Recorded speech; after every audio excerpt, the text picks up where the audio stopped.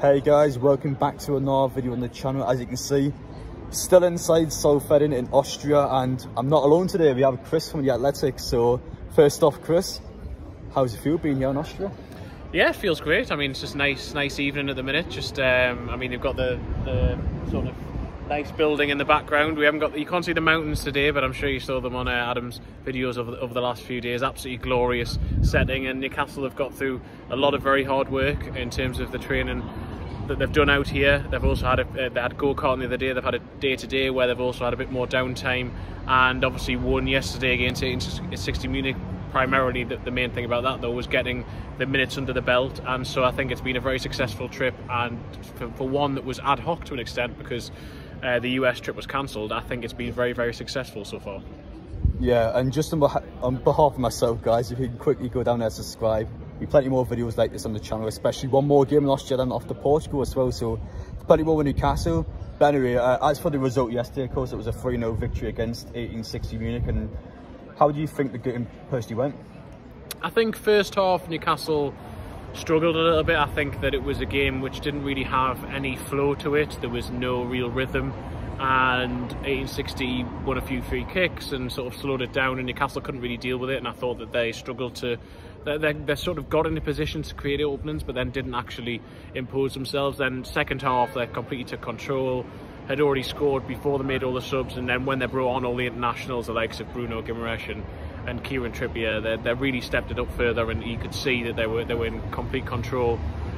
Bruno, then you had the debut for Sven Botman, who I think came on, looked accomplished both as left or right centre back, and also Nick Pope had a decent first outing. So in terms of building towards what Newcastle want to be, and the difference in terms of, you can see what they're trying to do midfield wise, to have midfield overloads and have a bit more of the ball, I think it was a decent start, but Howe will want to see greater progress, I'm sure, on Monday against Mainz.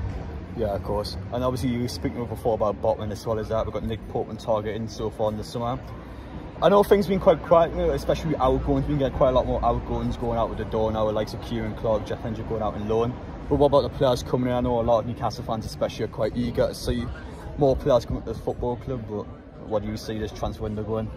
Well, I mean, at the minute, the business Newcastle have done incoming-wise has been very good, but equally they haven't actually addressed the fundamental problem, or certainly shortcoming, that they said that they wanted to address. Eddie Howe said this on the record towards the end of last season, and loads of people behind the scenes have also spoken about it. Newcastle fans will know as well, the lack of goals. They scored 44 goals last season. Callum Wilson was their top scorer with 8, but missed basically half of the season.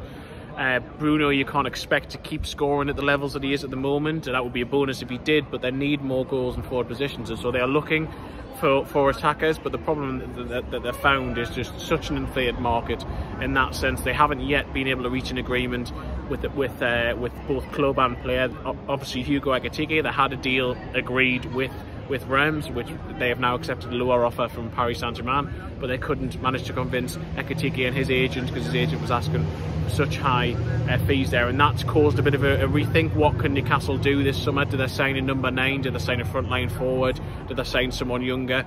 And at the moment they're just sifting through a lot of options, and Howe was sort of honest about it yesterday, in the sense that he said that we don't actually know yet what's going to come next. There isn't any update, because basically they're not back to the drawing board, but they're just trying to work out who is available and who they actually want to splash some money on if they're going to.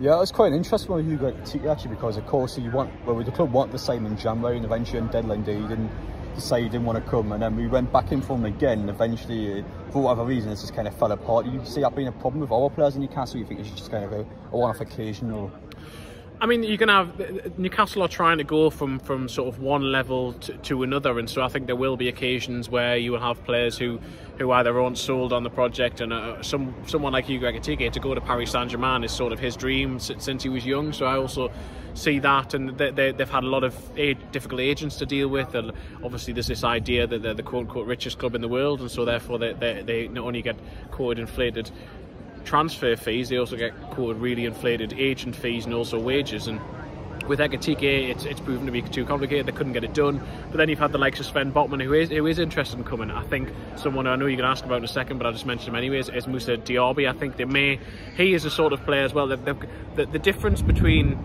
Bruno Guimaraes and Sven Botman and some of the other players Newcastle are looking at now is that those players, A, were at clubs who were willing to sell at the time, and B, were players who were sold by the project and wanted to come for it. It seems that Moussa Diaby, from all the noises we hear, would like Champions League football and he'd like it now. Newcastle can't offer that yet. They are building towards something, and also Bayer Leverkusen want a heck of a lot of money for him, and Newcastle don't think he's worth, or aren't willing to pay the money that's there for them. So it is a very complex market for them. It's something that they're still working on. It's very fluid, but undoubtedly, if they end the window without signing attacking players, then there will be a black mark against what they've done. As positive as all the business is so far, they know they need to sign attacking players. And while in speaking on the topic, we said Diaby, I mean, yes, I'm going to ask that question, to be honest. I think a lot of Newcastle fans, especially the last couple of weeks, more and more articles coming out about the player. I mean, with financial fair play, because it's quite hard to call. A lot of different sort of reports coming out. I mean, how much money can Newcastle realistically spend? And is Moussa Diaby a realistic sort of sign they could make? Well, these questions are always difficult to answer, in the sense that I know there'll be a lot of people who comment and say no club ever confirms how much money they have in their budget, and no, they don't. And Newcastle haven't ever confirmed, certainly on the record, how much is on the business. But we speak to people in and around the club, we hear what the sort of budget is, and our understanding at the start of the summer was, before any money recouped from player sales, which Newcastle haven't really brought any money yet, most of the players going out have been on loan. Before that, Newcastle had somewhere in the region of sort of 70 to 90 million to spend. We think they've spent between sort of half and to sort of more, a little more than half of that. So that, in theory, they maybe have somewhere between 30 and 40 million still to spend. But if you think about what they actually want, is ideally they would like a right-sided forward, and they'd like a younger sort of forward to back up Wilson. That's a lot of money, really, if they're going to sign them permanently. So they're looking at potential loan signings, what might be available in that sense. Armando Broja at Chelsea, that's someone they like, but equally they'd probably prefer a loan, maybe with an option or obligation, rather than to pay money now. If they did that, then they may be able to spend a bit more on a right winger. Diaby at the minute's proven too expensive. Alexander Isak, someone they really like, they've been quoted a ridiculous price for him as well, so that he's out of the equation. And they're just trying to see, what do they now try and splash out for one player and then wait and see if they can get a loan signing for the other position they don't fill, whether that's right winger or centre forward, or do they decide they want both and then they have to compromise in terms of maybe his quality of who they want? And I think there's still an internal debate at the moment as to how they're going to approach that. And as things stand, they aren't close to signing anyone. Okay. Now you kind of already answered this question, but ask it for clarity's sake anyway. Lucas Paqueta, obviously he's a player that Newcastle fans have been buzzing about quite a bit. There's a lot of sort of internal news coming out potentially that he may want to move elsewhere this summer. Obviously Arsenal seem to be heavily linked with him. If a move doesn't happen this summer, you reckon it's ever possible Newcastle could get Lucas Paqueta, or do you feel like the club is just looking elsewhere? I think it's highly unlikely this summer, partly for the financial reasons, and also because Newcastle, as I said before, want a centre forward and they want a right winger, or versatile forward and a right winger. Paqueta is seen, at least internally at the club, as being in more of a number 10 sort of position, and they're not quite looking for that in really the formation that they play at the minute. And so I don't think it's a priority for this summer, certainly at the price that Leon would want. Going forward, he's a player Newcastle like, and they are aware of. If they change style going forward, if in a year's time Paqueta hasn't moved anywhere else and they switch position, I'm not completely ruling it out. I just don't think it's one for this summer. Okay.